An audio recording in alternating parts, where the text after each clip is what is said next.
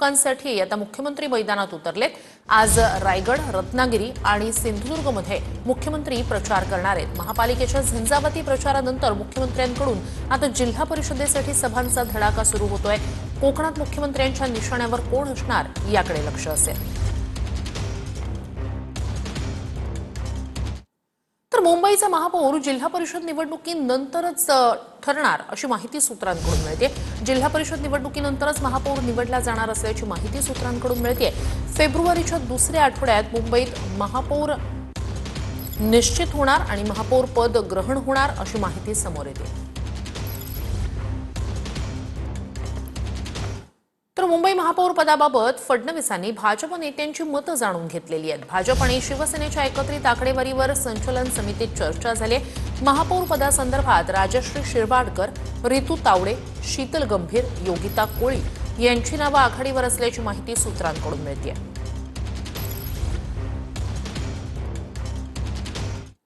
एक महत्त्वाची घडामोड आहे। मनसे अध्यक्ष राज ठाकरे यांनी पक्षाच्या नेत्यांची बैठक बोलावली आहे। सकाळी वांद्र्यातील MIG क्लबमध्ये ही बैठक होणार आहे। मुंबई महापालिका निवडणूक लढलेले उमेदवार सुद्धा बैठकीला हजर असणार आहेत। मुंबईतील पक्षाच्या विभाग अध्यक्षांना सुद्धा बैठकीसाठी बोलावण्यात आलंय। महापालिका निवडणुकीच्या निकालावर मंथन या बैठकीत केलं जाणार आहे। तर महत्त्वाची घडामोड आहे। अखिल भारतीय किसान सभेच्या शिष्टमंडळाची मंत्रालय आणि वर्षा या दोन ठिकाणी बैठक पार पडली। 2 तास चाललेल्या बैठकीत लॉंग मार्चच्या मागण्या मान्य करण्यात आल्या। सर्व मागण्यांच्या अंमलबजावणीची संपूर्ण हमी मुख्यमंत्र्यांनी घेतली। तसंच अंमलबजावणी तुटली राहू नये यासाठी मंत्री स्तरावर सातत्यानं पाठपुरावा करण्याचं आश्वासन सुद्धा मुख्यमंत्र्यांनी दिलंय। तर संध्याकाळी मंत्री गिरीश महाजन आणि नाशिकचे जिल्हाधिकारी आंदोलकांना संबोधित करणार आहेत। वनाधिकार कायद्याच्या अंतर्गत दावे केलेल्या सर्व दावेदारांच्या वनहक्क दाव्यांची तपासणी होणार आहे। पुढील 3 महिन्यात ही सर्व तपासणी करून वनजमीन धारकांना न्याय दिला जाणार आहे।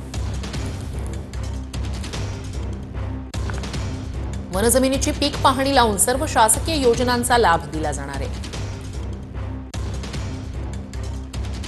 वनधारकांची ई-पीक पाहणी करून सर्व योजनांचा लाभ देण्याचं मान्य करण्यात आलेलं आहे। तर देवस्थानाची जमीन कसणाऱ्या शेतकऱ्यांच्या नावे त्या जमिनी करण्याबाबत मसुद्यावर बैठक झाली आहे। ठाणे पालघर जिल्ह्यातील वर्कस जमिनी नियमानुकूल करण्याच्या प्रक्रिया पूर्ण करण्यात येणार आहेत। आदिवासी भागात पडणारं पाणी साखळी बंधारे बांधून स्थानिकांना उपलब्ध करून दिलं जाणार आहे। समुद्राला वाहून जाणारं पाणी मराठवाड्यासह कोरडवाहू भागाला देण्यासाठी गतिमान योजना राबवण्यासंदर्भात सुद्धा मागणी मान्य झाली आहे। तातडीनं अंमलबजावणी करून आदिवासी विभागात पेसा भरती करण्याचं मान्य झालंय। नाशिक पुणे हायस्पीड रेल्वे मार्ग बदलल्यानंतर पुनर्विचार करून मार्ग काढण्याचं आश्वासन देण्यात आलंय।